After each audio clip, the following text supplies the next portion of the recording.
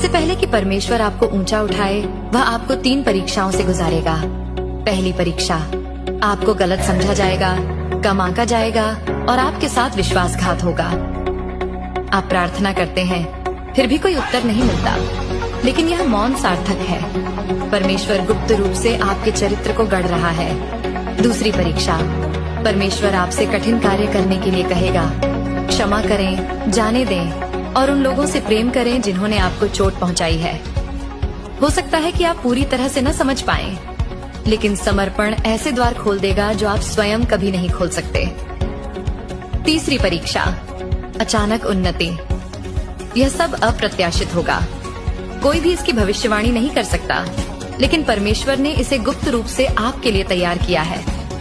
जिन्होंने आपके आंसू देखे हैं, वे आपकी महिमा के साक्षी बनेंगे और उनके नाम का सम्मान करेंगे। यदि आप मानते हैं कि परमेश्वर